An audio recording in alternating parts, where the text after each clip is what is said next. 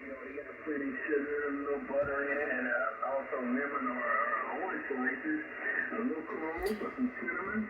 What's going on, everybody? Welcome back to the channel.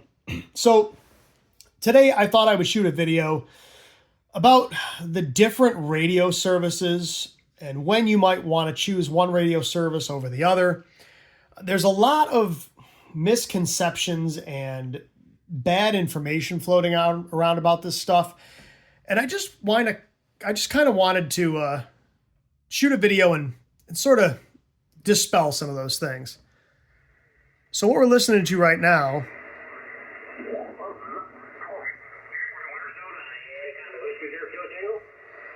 is the 20 meter ham band, or we were. Whiskey Indian 9, Golf Charlie, All right, so what we're listening to is the 20 meter ham band. So this is an HF band. So we'll talk about ham radio along with some of the other services. But what I want to do is I want to turn you guys this way and bring the camera down. So I have a sheet where I go over all the different services, different parts of the spectrum. I'm going to bring the camera up just a little bit so I get the glare off my screen here. The different service breakdowns, and then I'm going to dispel some misconceptions and some myths at the end. I was going to share my computer screen and do this, but it's a little less personal. It's a little impersonal doing it that way. I kind of like to do this because it's a little more personal and I can go back and forth between my radios and my information a little more seamlessly. So let's start by talking about the different services and what's available. Now, this is not everything, but these are the ones you're going to hear talked about the most. So we've got some acronyms we need to be familiar with. So the first one is FRS, which is the family radio service that operates in the UHF portion of the spectrum. We'll talk about the spectrum in a minute. Then we've got MURS, or the multi-use radio service that operates in the VHF portion of the spectrum. We have GMRS, or the general mobile radio service that operates in the UHF portion of the spectrum. We've got Citizens Band, or CB, which operates in the HF portion of the radio spectrum. We've got ham radio, or amateur radio, which operates everywhere. And then we have LMR, or land mobile radio, which is kind of a different ball of wax. And we'll talk about why I included that in a little bit. There are some things about LMR that people might want to consider, although it's very restrictive, and you'll see why in a minute. There are other services also, but these are the major ones you're going to come across. So let's talk about the different portions of the radio spectrum that you're going to be working in so that you can kind of understand when you might use one or the other. So the first one is called HF, or high frequency, which is kind of a misnomer because it's actually low frequency. So what we were just looking at over here, this is the 20 meter ham band. All right, so this is the 20 meter ham band. 20 meters is the length of one full wavelength. All right, so this is 14 megahertz. The wavelength is roughly 20 meters long. All right, so 66 feet roughly. So HF is good for global communications. So if you listen to this guy talk when he comes back. Okay, Mike, that's back in it. Sounding good. Next up on the list, Victor Echo 5, India Victor. Dave, Victor Echo 5, that's Canada, all right? So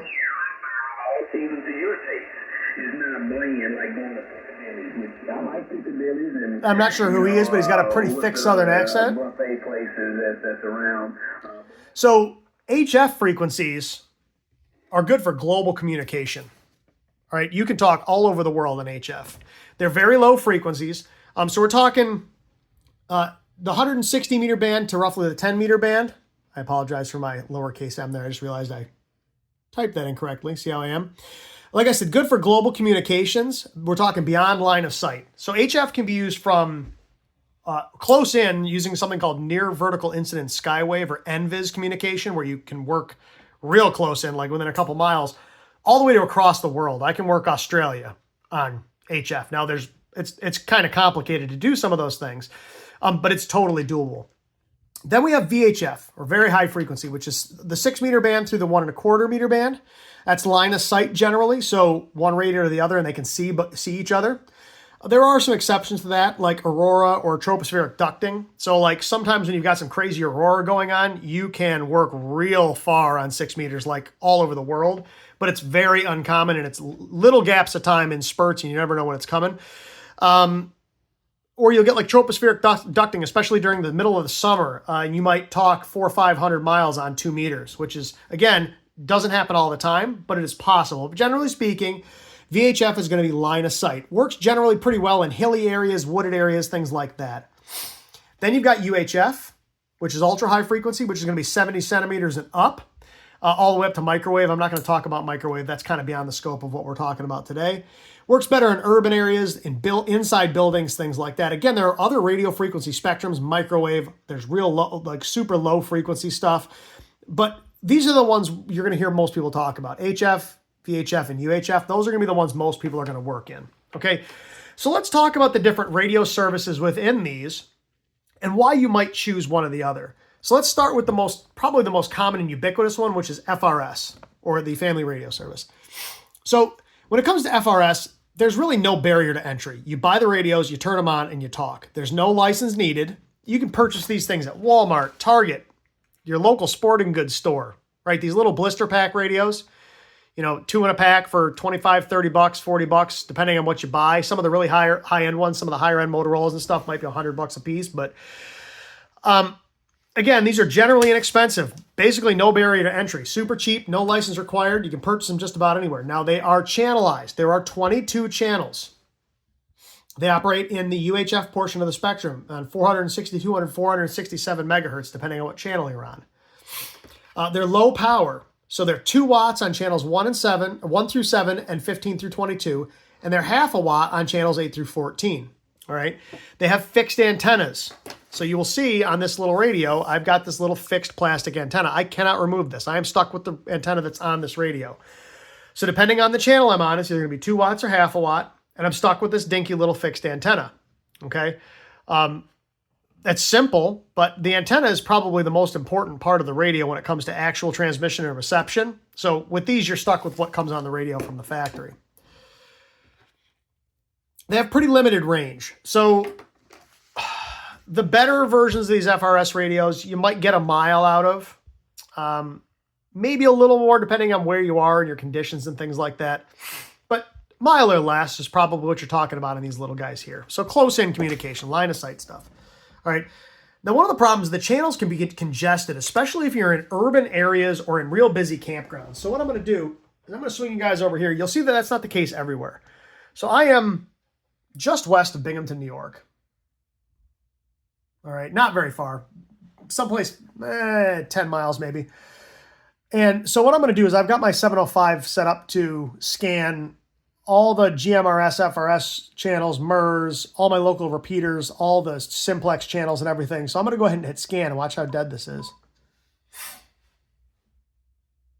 You're not hearing anything on any channel. All right, and I'm not in the middle of nowhere. I'm in the suburbs, like I said, just west of Binghamton, New York, and there's nothing. Now, there were people talking on GMRS Channel 5 earlier for a couple minutes, but that's all I've heard on here all day.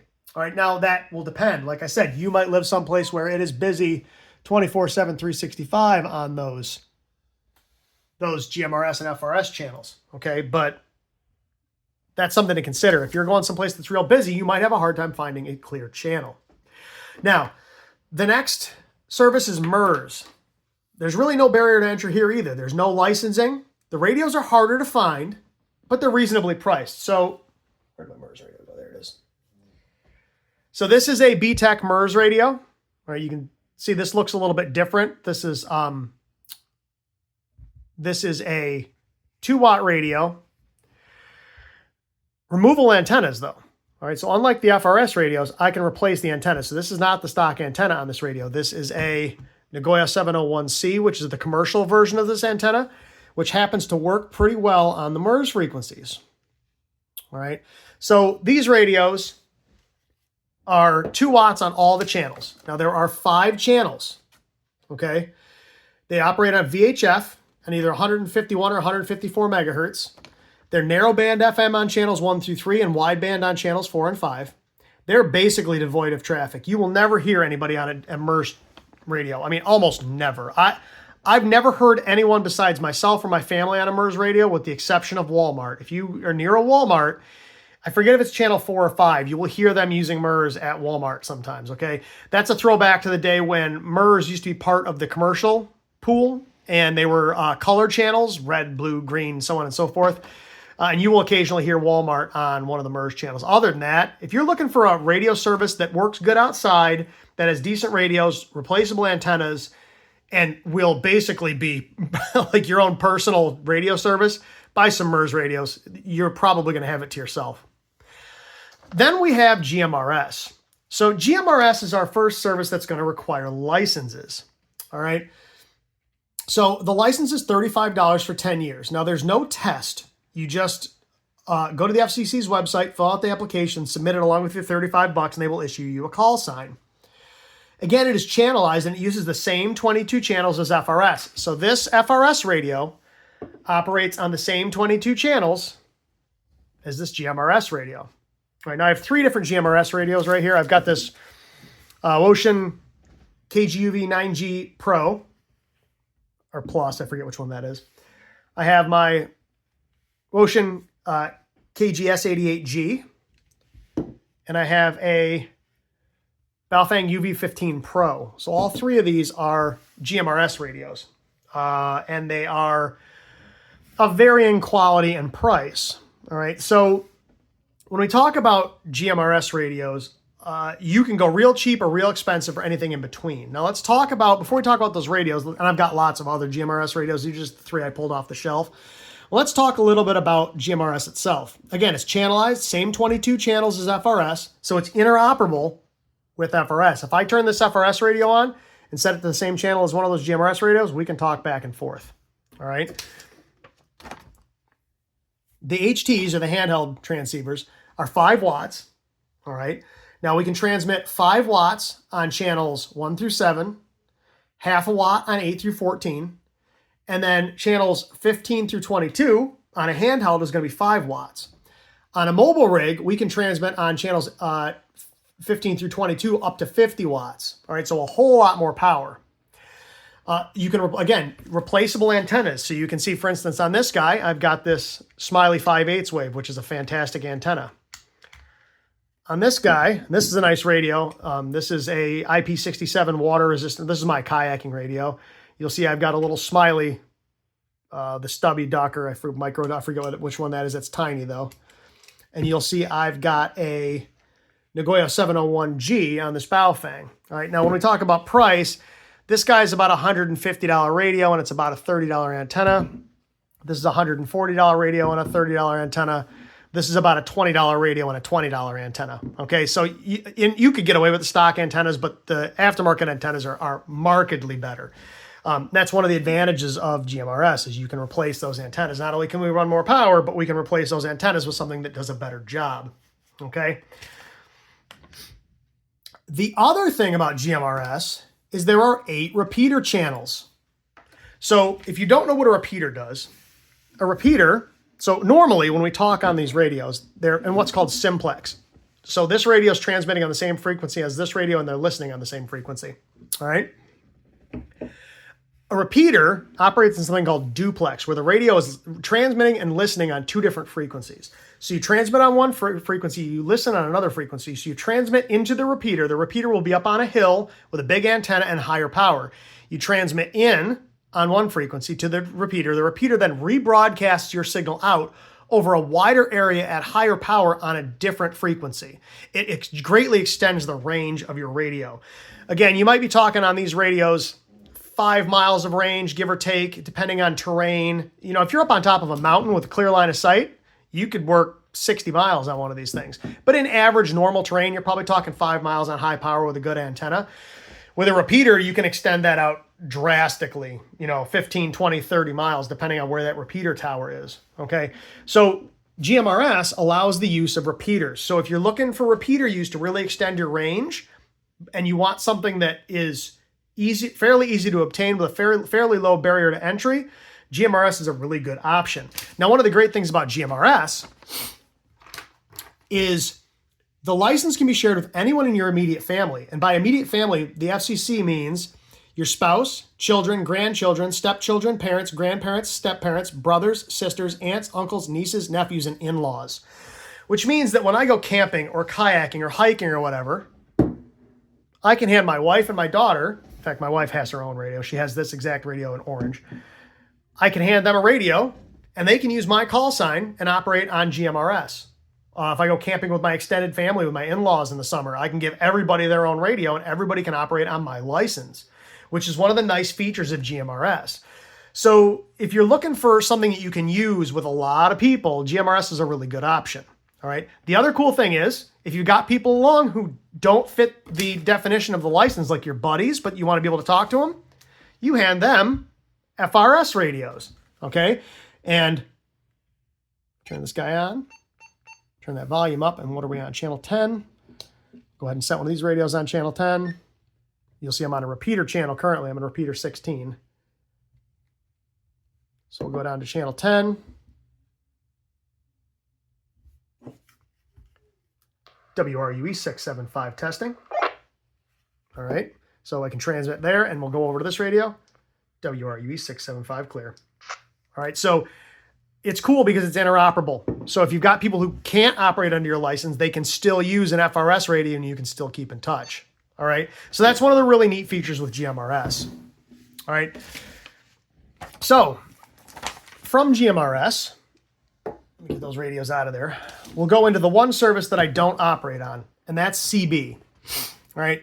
There's no license required, and there are 40 channels. Now, CB operates on HF, or high frequency. It's about the 11 meter band, roughly. All right. AM, FM, and single sideband can all be used depending on the channel. There's some weirdness with the channels in CB.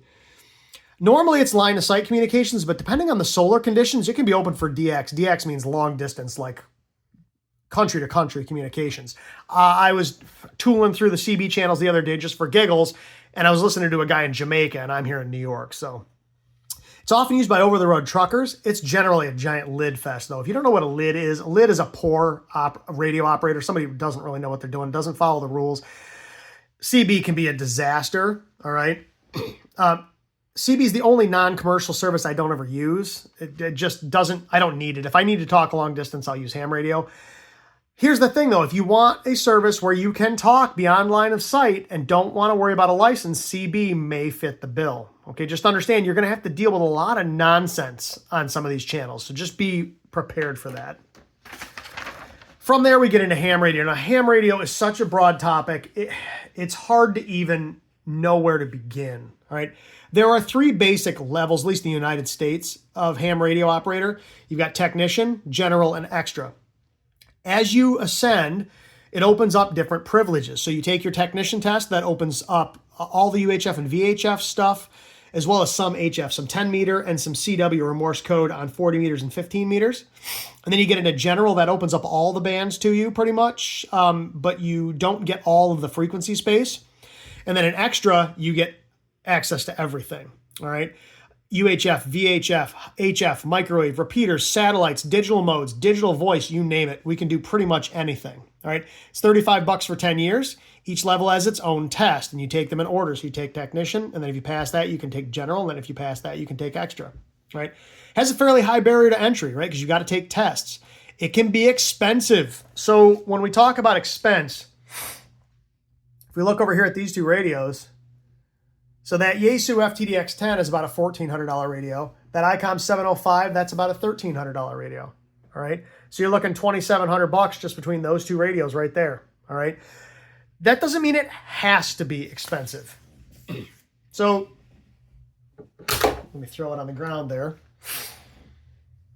We have the ubiquitous Baofeng UV5R. All right. This radio is like $15. You can go on Amazon and get these for dirt cheap. Is this the best radio in the world? Absolutely not. Will it get you on the air?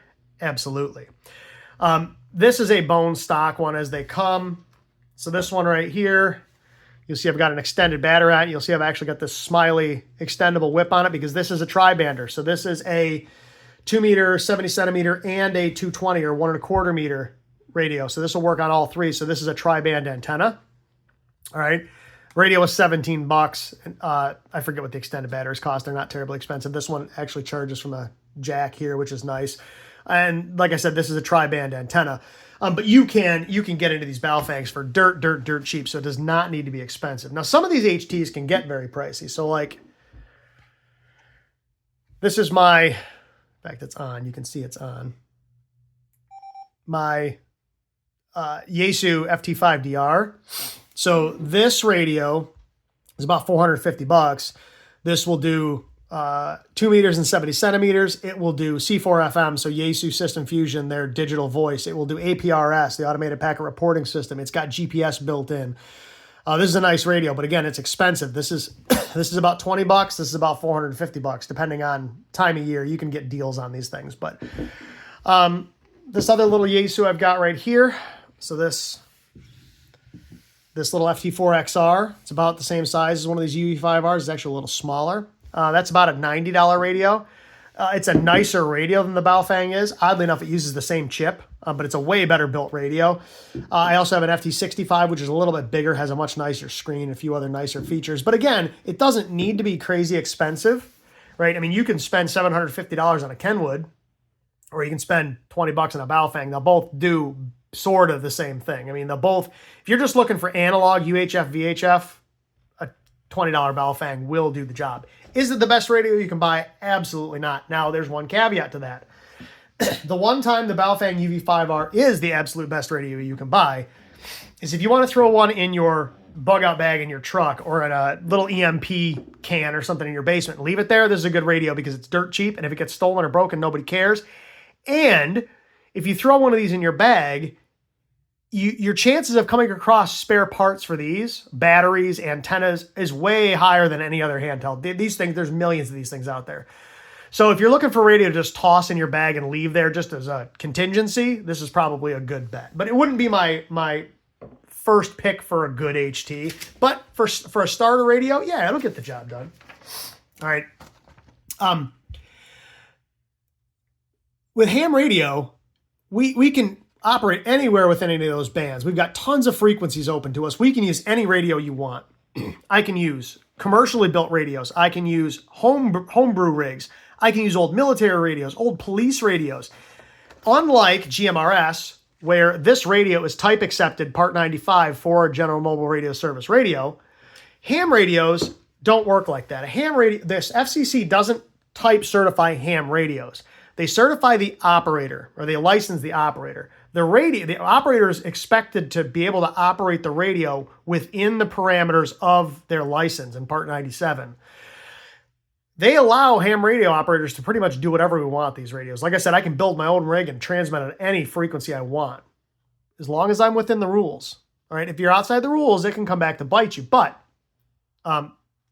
these things with a GMRS radio or something. So let me grab this. All right, I'm locked to the 22 frequencies in GMRS plus the 8 repeater channels. Now you'll see this radio goes way beyond that because this has got all sorts of other garbage programmed into it from a reception standpoint. But I can only transmit on the 22 GMRS channels and the 8 repeater channels. On a ham radio,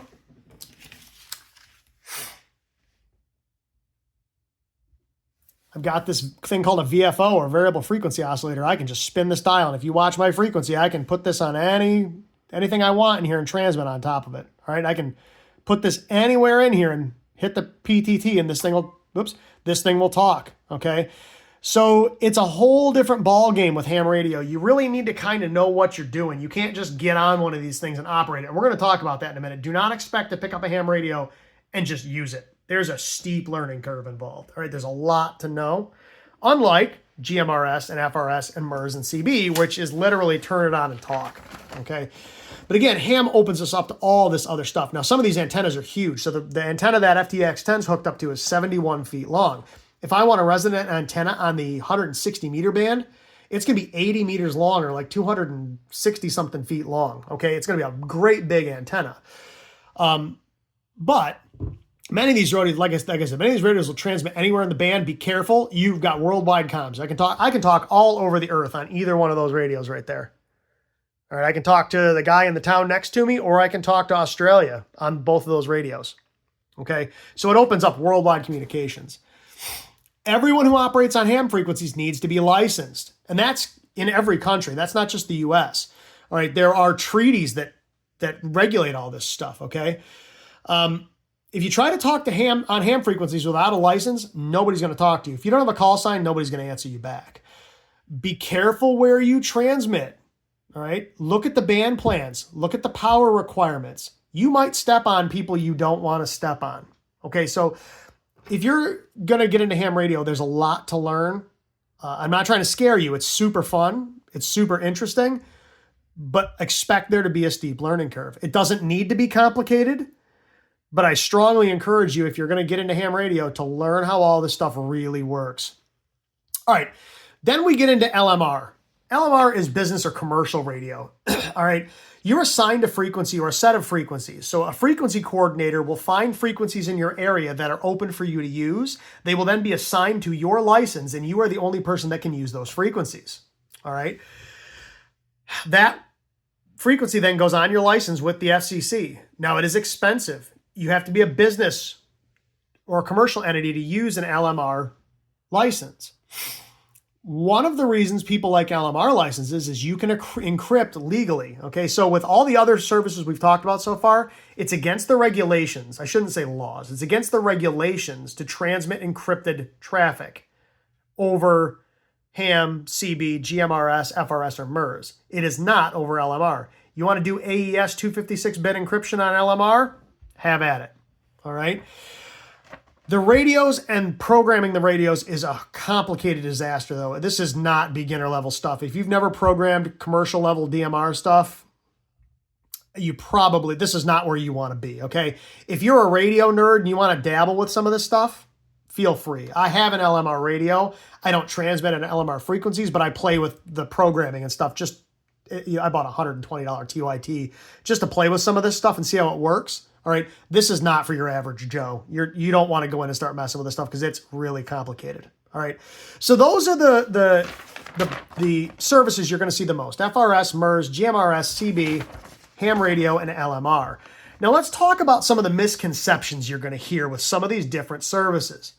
So you're going to hear people talk about X service is better than the other services. So you'll hear ham radio is better than, maybe. It depends. Depends on what you're doing. Is ham radio better? That depends. All right.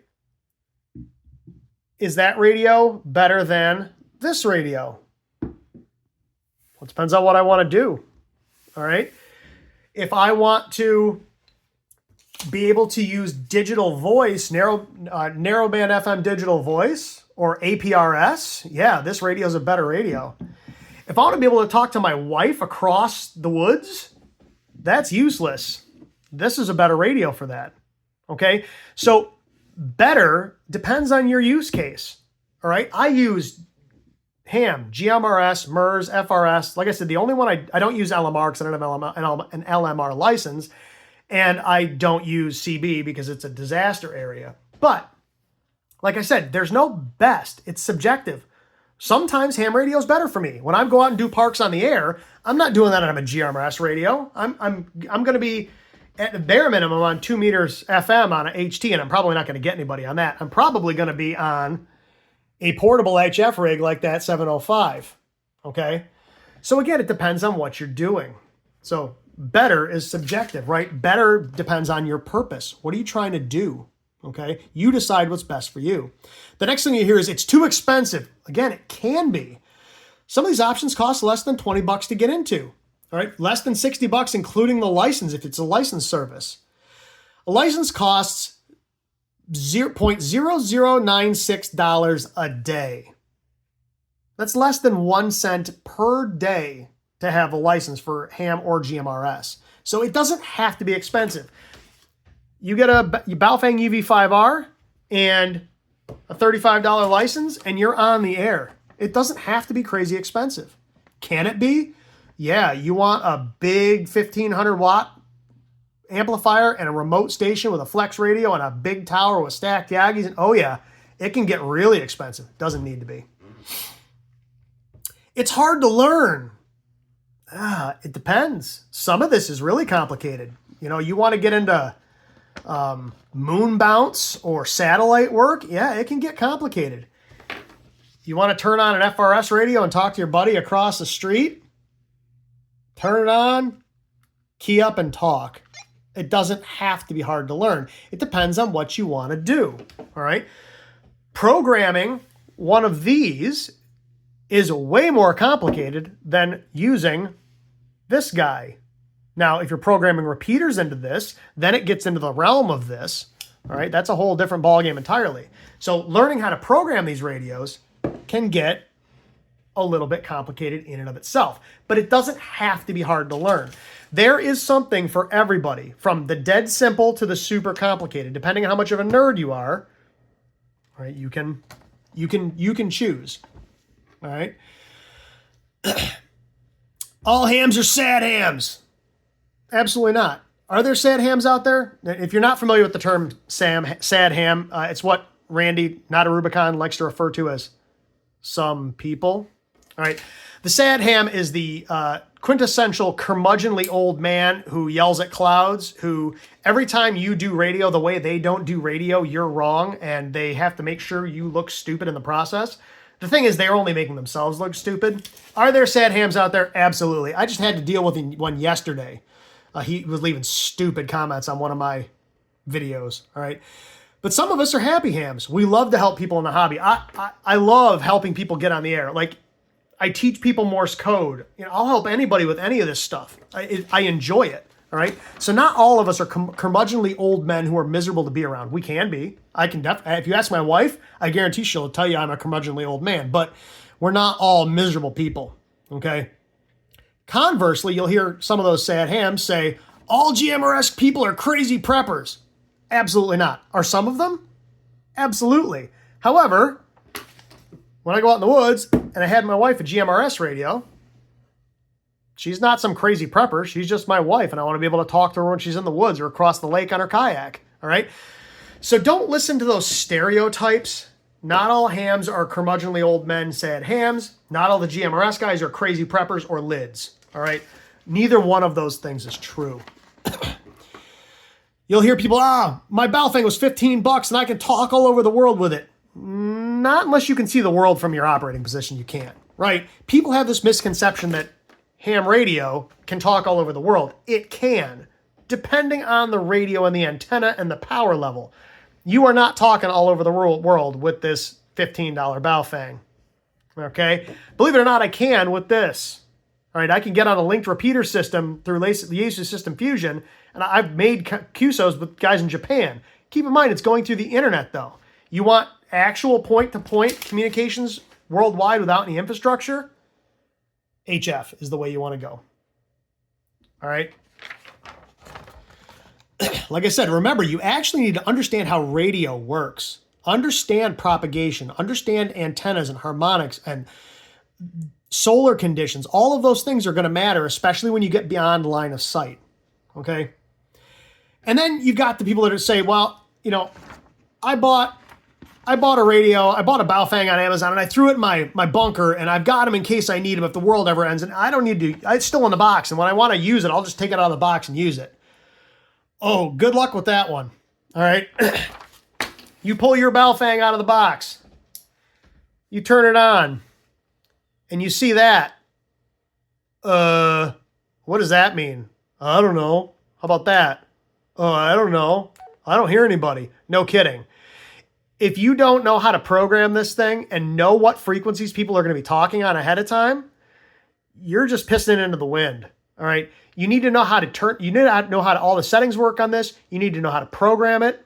I would recommend pre-programming in all the repeaters, all your repeater inputs, your offsets, all of your tones, all of your simplex frequencies you want to use ahead of time, so that when the time comes to use the radio, then you just turn it on and you're in memory mode, and oh, look at that, all my repeaters. All right, everything's in there ready to go. There's the local 220 repeater, all right? If you don't know how to use this and program all this stuff in, don't think you're just going to pick this thing up and use it. It is not that simple. Now, I've also got this program to listen to MURS and GMRS. So you can see I've got all the MURS and GMRS frequencies in here, including the local GMRS repeaters. Oh, that's the AC System Fusion right there. Let me turn that volume down on that. That was N2 AC2YS calling N2ELT. So anyway, let me turn that off so we're not listening to those guys' cue. So again, don't think you're going to pick this up and just use it. There's a fairly steep learning curve involved there. Okay. So, like I said, on top of that, you need to know, how does propagation work? How do those antennas work? Solar activity, things like that. You'll hear people say, screw the license, I'll use the radio if I need to. Well, yes and no. All right, in an emergency, you can use a radio you aren't licensed to use if there's no other option available to you. So, if you stub your toe and you're like, ow, I need an ambulance, and you're in your house and you turn on your Baofeng and you go to the local ham repeater and you're not a ham, and you're like, hey, somebody call an ambulance, they're probably going to laugh at you, okay? That's what they invented cell phones for, or your landline for. Now, if you roll up on an officer-involved shooting and you're in the middle of nowhere and the officer's laying there on the ground bleeding and there's no cell service, can you go over to his cruiser and grab the radio and call for help? Yeah, nobody's going to give you a hard time about that, okay? But it has to be the last option. You can't just use it, okay? So understand that. Don't say screw the license. I know there are people out there that just say screw anything the government says you should do. The thing with the license is, on a lot of these services, nobody's going to talk to you without a call sign. On GMRS, if you're simplex, radio to radio, right? So if I'm using this radio and we're talking to each other simplex on, let's say, channel 9, nobody's going to use realistically, nobody's using call signs because nobody knows if you're on a GMRS radio or an FRS radio. Nobody's really going to care. On repeaters, yeah, they're going to expect you to use your call sign. And if you don't, nobody's going to talk to you. On ham radio, if you don't have a call sign, a legitimate call sign, nobody's going to talk to you. All right. People say, well, I'll just steal somebody's call sign. Good luck. Because a lot of these guys know each other and they'll be like, dude, you're not who you say you are. And they're still not going to talk to you. Okay. So if it's one of the licensed services, go get a license. If you don't want to get a license, use one of the ones that doesn't require a license. And then finally, I can transmit wherever I want, on whatever frequency I want. I don't care. I mean, it's theoretically possible. I can use an unlocked radio and transmit any frequency I want. I can build a radio to transmit any frequency I want. There's only so much radio frequency space. The spectrum is only so big. Physics dictates what radio frequency spectrum there is. It's a finite amount, okay? Be a good radio operator and a neighbor. Try not to be a lid. Don't step on other people. Know what your local band plan looks like. Don't just key up simplex on a repeater input frequency, all right? Pay attention to that stuff. You might be stepping on a frequency you don't really want to step on, all right? It might be an EMS frequency, a police frequency, a fire frequency, or even a military frequency. You don't want to be the guy that's talking on an EMS frequency to your buddy and jamming up the ambulance while they're trying to get somebody who's having a heart attack. Dude, you key up on a military frequency, you're going to wish you weren't born. These guys, everybody else, there's not much they're going to do other than yell at you. I wouldn't want to see what would happen if you decided to hop on 60 meters and key up on a military frequency. All right. Also try to make sure your signals are clean. So you're responsible, at least on the ham radio side, you are responsible for the emissions out of this radio. Okay. So if this thing is a noisy mess, which these Baofengs are, and you're sending spurs and harmonics all over the band and causing all sorts of disruption, that's on you. Now, these radios that are type accepted, these are certified by the FCC to be clean. They should be clean, all right? But if you're on a radio that is not, okay, like a ham radio, for instance, it's on you to make sure your signal's clean. Don't transmit garbage all over the airwaves, okay? Like I said, spurs and out-of-band harmonics and things like that can really screw up other people's comms, so be careful with that stuff. So that's a lot of information, but I just wanted to talk about some of those things that people really need to consider. What are the different services? What parts of the spectrum are you going to be operating on? What is each one of those things good for, right? What each service has its own benefits and drawbacks. And then I just wanted to dispel some of those common misconceptions that you'll hear. Okay, so which service is best for you? It depends, right? I mean, I've got a pile of radios here and they're all good for certain things, right? And how much you want to spend and how deep you want to get into it kind of depends on you as a person and what you want to do, right? I mean, if you're somebody who doesn't want to get super deep into it, buy a FRS radio, call it a day, right? Or a MURS radio. You want to get a little deeper into it and want repeater access? Get a GMRS radio. You want to really be a radio nerd? Get a ham radio. Or you could be like me and use a whole bunch of different stuff. All right, everybody.